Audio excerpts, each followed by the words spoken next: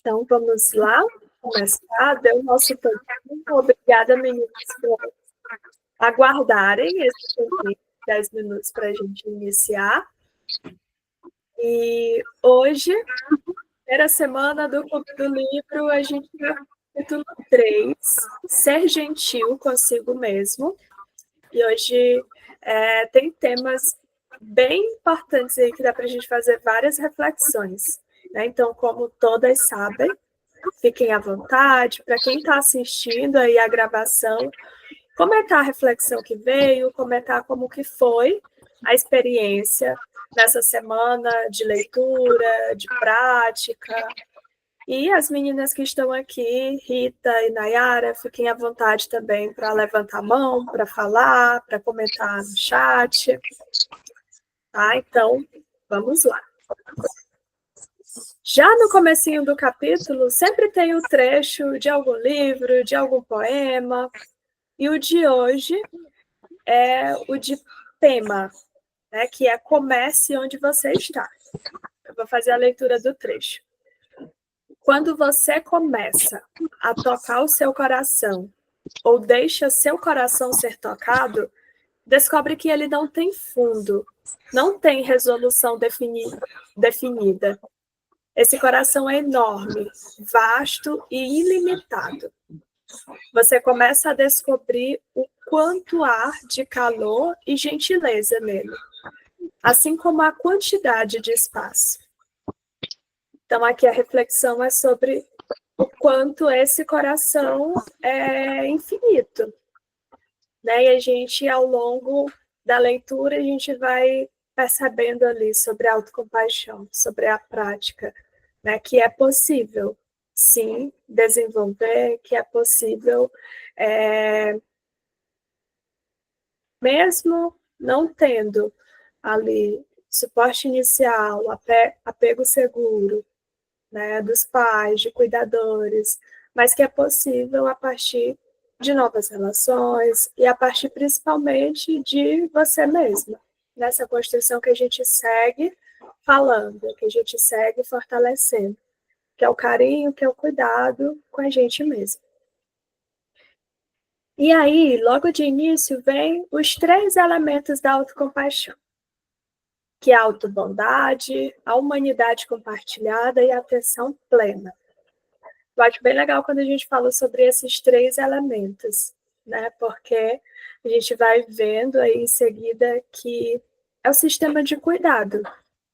Esses 3 elementos é a forma como a gente pode aplicar, de fato, a atenção plena, a humanidade compartilhada e a autobondade são elementos que nos guiam aí para essa autocompaixão.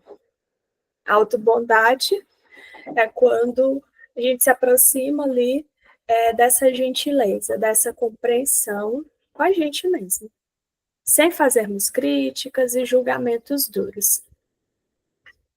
É aquela gentileza, aquela bondade, como muitas vezes a gente tem com outras pessoas que são pessoas queridas, que são pessoas importantes. Né? Então, trazer essa mesma gentileza, essa mesma bondade para si. O segundo elemento é o reconhecimento da humanidade comum. É quando a gente identifica no outro uma experiência também vivenciada. Quando a gente reconhece ali que o outro também vivencia emoções, também passa por dificuldades. E o terceiro elemento é a atenção plena. Manter nossa experiência na consciência equilibrada, sem ignorar a dor ou levá-la ao exagero. É simplesmente observar, né? Dar atenção ali, aquele momento presente, o aqui e agora. Devemos, então, alcançar e combinar esses 3 elementos essenciais a fim de sermos verdadeiramente autocompassivos. Então, para chegar à autocompaixão, a gente passa por esses 3 elementos essenciais. O caminho da autobondade significa, então, interromper o autojulgamento constante, os comentários depreciativos, E essa autobondade nos obriga, nos ajuda a compreender as nossas manias e fraquezas em vez de condená-las. É quando, ao invés de auto-julgar o tempo todo, a gente passa por essa autoavaliação com maior clareza. Né? Então, ao invés de apontar todos os erros sem compreender, simplesmente apontar ali aquilo que está sendo desconfortável, sem compreender, sem entender, sem nem saber se é de fato uma realidade. Então, ao invés disso, a gente passa ali para aquela autoavaliação com clareza, com compreensão e com gentileza também. Entendendo, por exemplo, o que eu posso aprender a partir dessa experiência, o que eu posso melhorar a partir dessa experiência e reconhecendo a partir da experiência quais as coisas importantes, quais os pontos positivos.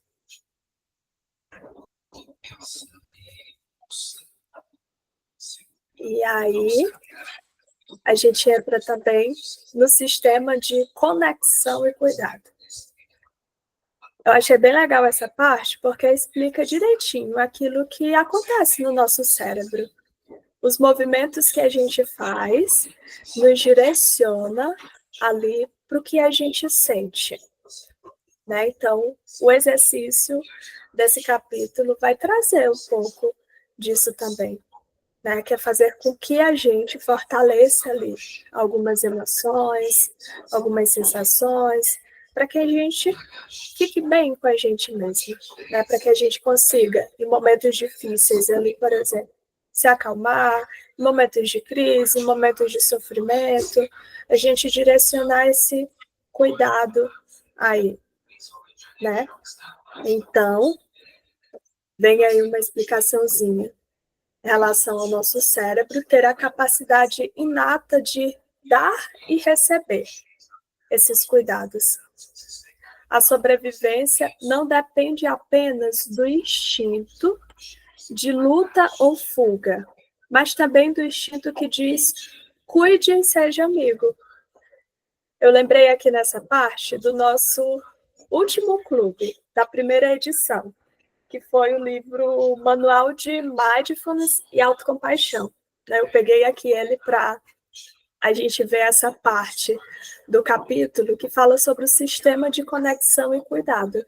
Né? E lá no último clube, a gente falou muito sobre esse sistema de cuidado e a fisiologia da autocrítica, que é aquilo que ocorre dentro da gente quando a gente se critica, quando a gente se julga em excesso. Né? Então, aqui também traz um pouco disso. Os nossos modelos internos não são inalteráveis e nossa capacidade de dar e receber cuidados permanece.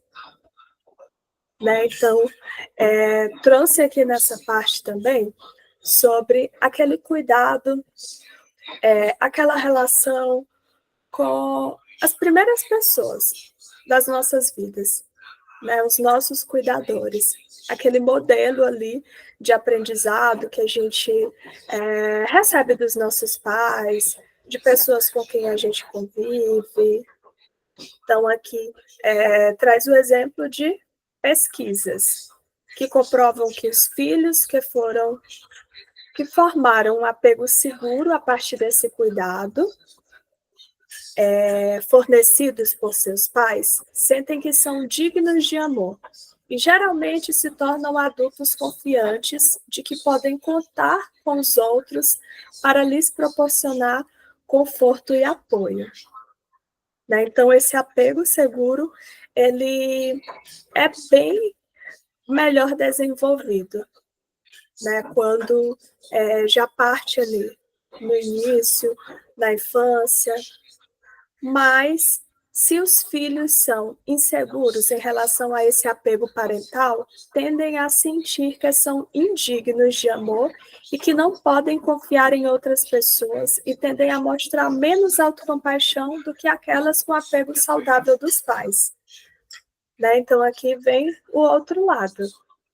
Pessoas que trazem aí essa relação diferente do apego, né? Ao invés do apego seguro, acaba formando um apego inseguro, instável. Então, são casos aí que a autocompaixão é um pouco mais difícil de ser desenvolvida, porém, não impossível, né? Quando a gente está se direcionando para o entendimento do que foi colocado aí, né, em relação a esses modelos internos inalteráveis sobre a nossa capacidade de dar e receber cuidado, que permanece. Né? Então, mesmo que tenha ali um apego inseguro, ainda assim é possível desenvolver isso, porque essa capacidade de dar e receber cuidado permanece. Né? Então, independente, quando a gente volta ali para olhar para a nossa infância, para a nossa história, independente daquilo que ocorreu, né? Claro que vai nos marcar, que vai nos afetar de alguma forma, aquilo que a gente entende na psicologia como um esquema, né? Que é tudo aquilo que forma a nossa estrutura, que vem aí de memórias, vem aí de interações, de relações. Então, mesmo que tenha sido experiências difíceis, claro que pode ter vários impactos, mas ainda assim é possível desenvolver esse sistema de cuidado, né? Isso que a gente está buscando aqui fortalecer. E esses relacionamentos saudáveis nos permitem perceber que, na verdade, somos valiosos e dignos de atenção e que podemos confiar nos outros para atender às nossas necessidades.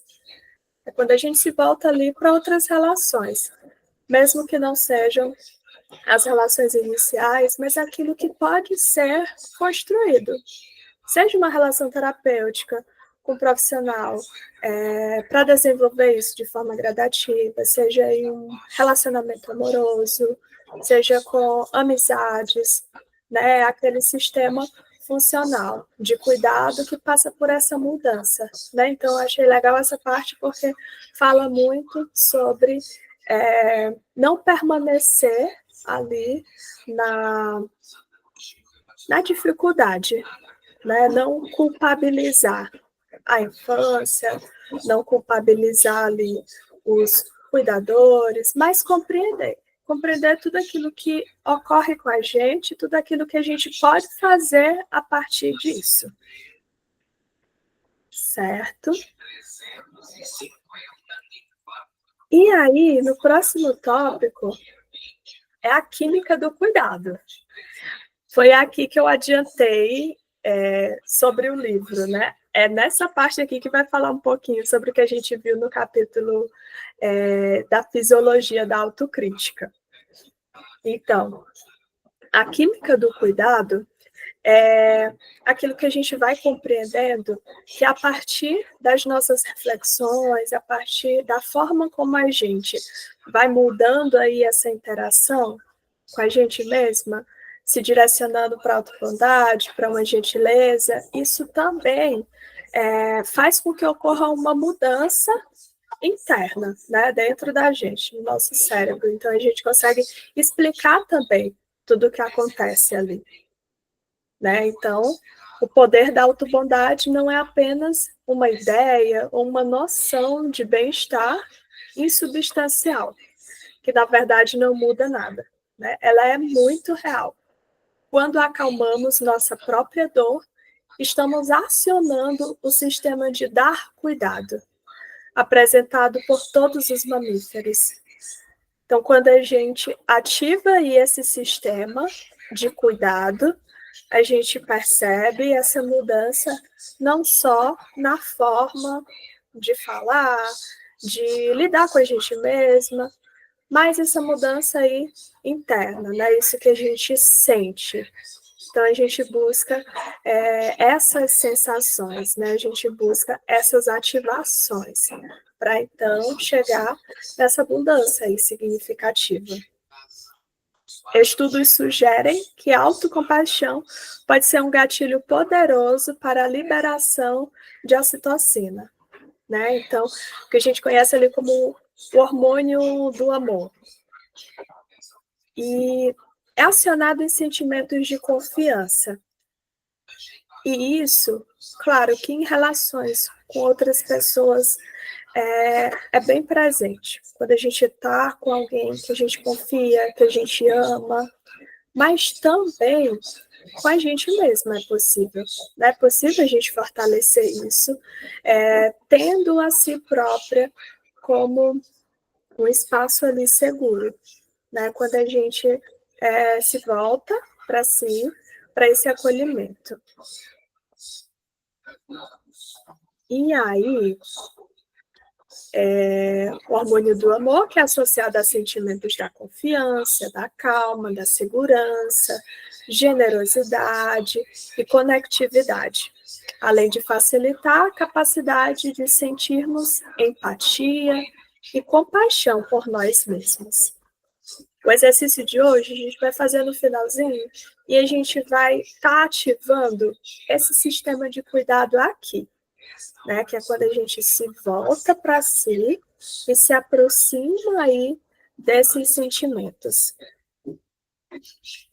E esse sistema de cuidado é o contrário, então, né, da fisiologia ali da autocrítica, daquilo que acontece com a gente quando a gente se direciona para si, com palavras duras, hostis, né, com esse autojulgamento.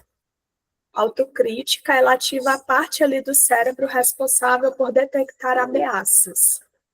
Aumenta o estresse, podendo levar, né, a quadros depressivos, é quando vem aí, né, sentimentos de ansiedade, de medo. Então, aqui é um outro sistema que é ativado quando a gente traz essas emoções difíceis, né, e que a gente viu no último capítulo ali, como essa fisiologia mesmo da autocrítica é aquilo que acontece dentro da gente. Quando a gente sente medo, quando a gente se sente inseguro, né? Então é como se o nosso corpo estivesse ali se preparando para lutar, para fugir, né? E a gente viu ali toda a história, né, de que nós fomos formados e que lá no comecinho e que muitas vezes, claro, a gente vai percebendo como o sistema de defesa ali é importante, né? Mas em perigos reais, né? Isso nos ajuda, é importante para todos nós. Mas aí vem a tentativa de equilibrar, de compreender esse sistema para que a gente fortaleça ali a ideia dos momentos em que não há risco real, né? Que o risco é muito mais interno. Vem ali do autoconceito, quando a gente se sente ameaçado, né? Então, quando a gente se refere como não consigo, sou incapaz, não sou bom o suficiente. Então, tudo isso vai gerando ali autoconceitos que nos distancia de objetivos significativos, né? Então, esses autoconceitos que nos ameaçam, que são situações e locais que a gente não gostaria de estar, de se ver, né? Então, é quando tudo isso vai sendo ativado. E tem uma relação muito forte com a autocrítica, com o autojulgamento, né? Então, a gente viu esses dois sistemas, o sistema de luta, fuga, né? Todas essas emoções, ansiedade, medo, e um outro sistema de cuidado quando essas emoções difíceis são ativadas, que é quando a gente busca ali se acalmar, quando a gente busca ali o recurso, por exemplo, da respiração, e aí a gente lembra dos 3 elementos, né? Que é da atenção plena, de perceber ali aquilo que você está sentindo, de lembrar ali da nossa humanidade comum, todas as outras pessoas sentem também isso que a gente sente, claro que em níveis diferentes, em contextos diferentes, mas são emoções naturais de serem sentidas, né? Quando a gente se volta para gentileza, mais uma vez, né? Compreender o que está ocorrendo com a gente e o que a gente pode fazer a partir dali. E o que a gente pode fazer a partir dali já vem aí como a nossa aprendizagem, né? Aqui a Christian, ela sempre traz alguma história pessoal dela. Então, ela colocou: minha história, errar é humano. Christian conheceu a autocompaixão em um momento em que estava se afogando em sentimentos de vergonha, culpa e indignidade. Então, ela fala ali sobre os erros cometidos no seu primeiro casamento e quando ela procurava desesperadamente alguma paz interior. Naquela ocasião ali, no cenário de vergonha, de culpa, a partir da prática da autocompaixão, ela começou a se julgar um pouco menos, ter compaixão por suas feridas de infância e aceitar as limitações que levaram aos seus erros. Ela pode, então, se enxergar de forma clara e aprender com os erros que tinha cometido, né? Então, aqui a gente pode lembrar da nossa história, né? De que forma a gente pode se julgar menos, pode compreender ali, ter compaixão pelas feridas de infância, pelas dificuldades ali nesse período, né? Então, essa compreensão é fundamental para desenvolver aí, mais uma vez, esse sistema de cuidado, né? Para reconhecer. Nem sempre vai ser fácil reconhecer esses erros, essas dificuldades, mas é um processo, né? E a gente vai estar sempre se aproximando devagarinho. E enxergar de forma clara é fazer ali aquela autoavaliação compreensiva, né? Para reconhecer de fato que foi um erro, que foi uma dificuldade, mas também lembrar que é possível sempre recorrer aquilo que pode ser feito no momento, aquele movimento necessário e aprender. Né? O processo ali de aprendizagem com as próprias dificuldades, com os próprios erros. E no finalzinho, o último tópico é um dom precioso. Autocompaixão é, então, um dom disponível a qualquer pessoa.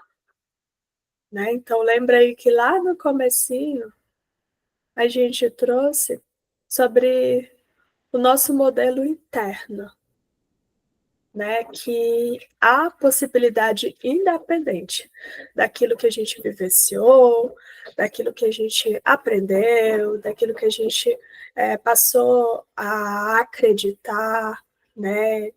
Quando criança, quando adolescente. Independente de tudo isso, é sempre possível mudar ali, né, para esse outro lado, que é mais funcional, que nos ajuda. Claro, cada caso, cada pessoa é um universo único, né? Então, cada um tem a sua história, cada um vai ter ali as suas dificuldades, mas que independente, né? Todos nós temos esse dom disponível, né? Que é essa possibilidade de recorrer, de desenvolver ali esse sistema de cuidado, de desenvolver ali essa autocompaixão. Claro que é necessário estar disposto, né, a se abrir para si. É necessário estar disposto a enfrentar aí toda a história, reconhecer, né, cada passo dado. Então, é um ponto, claro, indispensável para desenvolver, então, essa autocompaixão, né, e estar fortalecendo. Não temos que esperar até sermos perfeitas, até que a vida seja exatamente como queremos. Não precisamos dos outros para responder com cuidado e compaixão, para nos sentirmos dignos de amor. Não precisamos olhar para fora de nós mesmos para encontrarmos a aceitação e a segurança que almejamos. Então, podemos olhar para dentro, né? Podemos olhar para nós mesmas. Podemos desenvolver por nós mesmas. Então, claro, é muito importante acolher e considerar tudo aquilo de possibilidade que vem do outro, né? Todo o cuidado, mas não esperar somente, cobrar somente do outro, né? Para que a gente se sinta bem. A gente pode começar, né? A olhar para si mesmo, a olhar para si e desenvolver aos poucos, se aproximar aos poucos dessa relação. Então, foi esse o capítulo. Espero que vocês tenham acompanhado e pensado aí um pouquinho na história de cada uma de vocês, né? E para a gente finalizar, eu quero propor agora no finalzinho a prática do abraço. Lembram quando eu falei no tópico ali da ativação do sistema de cuidado, aquilo que ocorre, né, na fisiologia ali, tanto da autocrítica quanto desse sistema de cuidado? Agora eu vou propor para vocês esse abraço. E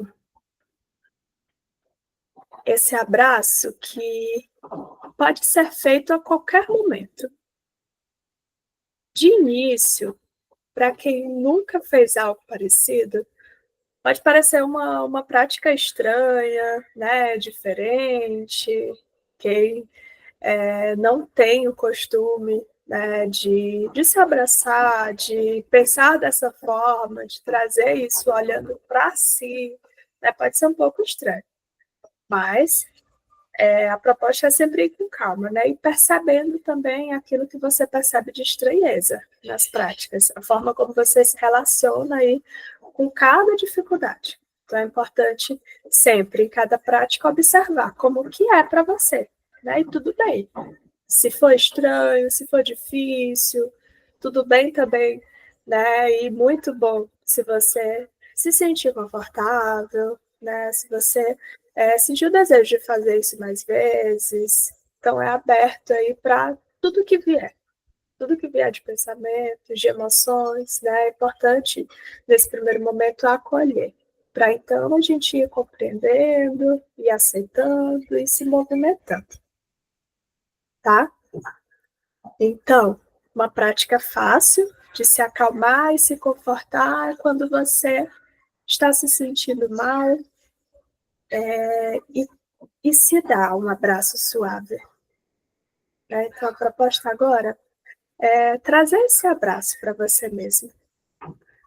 Pode fazer agora, pode só prestar atenção no que a gente está falando aqui, mas a proposta é ficar aí um pouquinho dessa lembrança para o dia a dia, para momentos ali em que você está mais triste, que você está percebendo alguma emoção difícil, né? Então é se dar esse cuidado, esse acolhimento. Quem quiser fazer agora, quiser tentar sentir um pouquinho como que é para você, você pode se abraçar, né? O toque ajuda muito nessa ativação, né? Nessa sensação ali de segurança, de alguma forma. É esse carinho físico que a gente se dá, né? A gente vem praticando aí a fala, a gente vem praticando aí o diálogo interno, e agora a gente vai praticar um pouquinho desse toque, como que é para você, né, se tocar, pegar em você mesma, o que você sente, você consegue se acalmar, se sentir um pouco mais segura, sentir acolhida, é estranho, é difícil. Cada um pode trazer diferentes reflexões nesse momento. A pesquisa indica que o contato físico libera ocitocina e proporciona uma sensação de segurança, acalmando as emoções angustiantes e diminuindo o estresse cardiovascular, né? Então, a gente tem dados aqui de pesquisas, de estudos que comprovam tudo isso. Então, por que não tentar? Né? Por que não testar? Ver se funciona com a gente também. E esse carinho, esse cuidado, ele pode ser feito a qualquer momento. Mesmo que seja um momento que tenham ali pessoas por perto, que você pode não se sentir confortável, à vontade para se abraçar, para ver ali que outras pessoas estão observando, mas você pode trazer isso internamente, né? Se imaginar. Você pode também se imaginar se abraçando, né? Tendo ali um carinho por você mesmo, tendo ali um cuidado, né?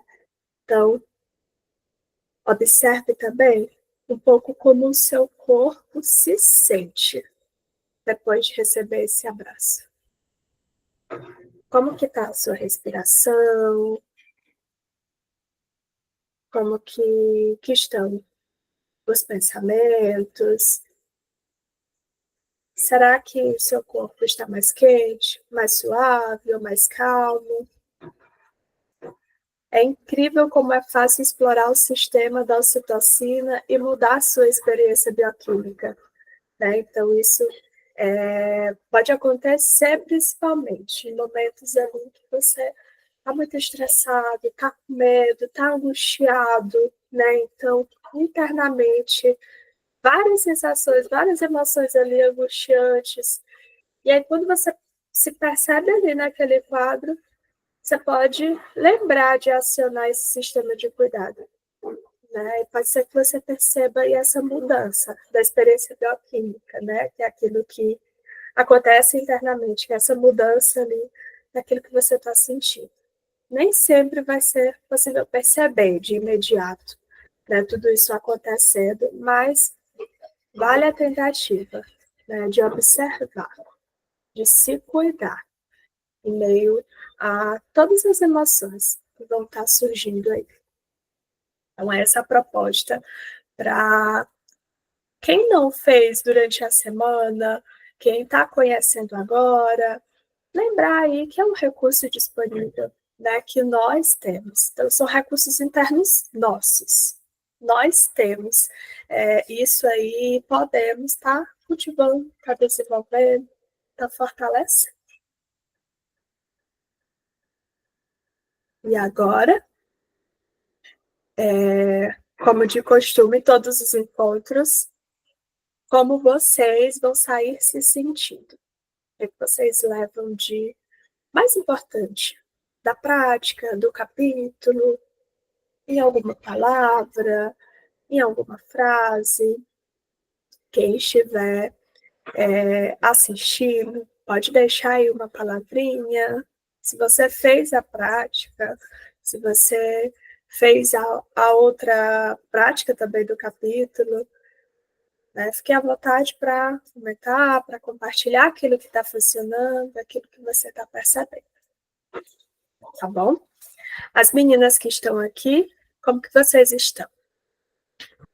Como que vocês vão sair se sentindo? Se vocês quiserem digitar aí no chat alguma palavrinha para a gente encerrar. Nayara levantou a mão, pode falar, Nayara. Olha, eu me senti mais leve, né? O meu abraço, teve um momento que eu me questionei, né? Porque o meu abraço foi muito leve, assim, sabe? Não foi aquele abraço que normalmente a gente pensa, ai, vamos dar um abraço, é aquela coisa apertada, sabe? Gostosa também. E eu percebi que eu me questionei, poxa, não é um abraço apertado, né? Por um momento, um sentimento ali de inadequação, né? Por questionar isso, Mas logo em seguida eu também pude perceber que esse contato leve também tinha cuidado, e era um cuidado muito bom também. Eu percebi também estar em contato com a minha respiração, o que também ajuda a acalmar mais ainda. E os pensamentos não estavam nada acelerados, assim, nem sei quais pensamentos. Foram esses, né, que vieram no primeiro momento de questionamento do meu abraço, mas logo depois que eu me acolhi, né, eu fiz que nem você falou, uma avaliação, não um julgamento. E aí eu pude desfrutar dos benefícios, né, de uma sensação de leveza, de carinho comigo mesma, de calmaria e de parar também, né, em meio a essa rotina, em meio a essa vida que a gente tanto leva de correr, enfim. Então, foi essa a minha experiência, foi muito boa. Que bom te ouvir, Nayara. Até a tua fala, né? Você já traz aí uma leveza bem legal quando a gente percebe, né? Também nessas práticas, quando a gente tem oportunidade ali de parar um pouquinho, né? Sair um pouco do automático, aquilo que está frenético, né? E quando a gente percebe. E esse toque que a gente dá, né? É legal quando você foi percebendo ali, né? O modo inicialmente leve, se questionando ali um pouquinho em relação ao que estava acontecendo, mas você estava com foco naquele momento, né? Até os questionamentos vieram em relação a esse momento, né? Então, nos ajuda aí a fortalecer aquele terceiro elemento da autocompaixão, que é a atenção plena, né? Perceber ali bem mais o que está ocorrendo. Como que é esse toque? Como que é esse abraço? O que é que você sente? Então, foi uma experiência positiva para você. Quer falar alguma coisa, Rita? Conseguiu acompanhar aí?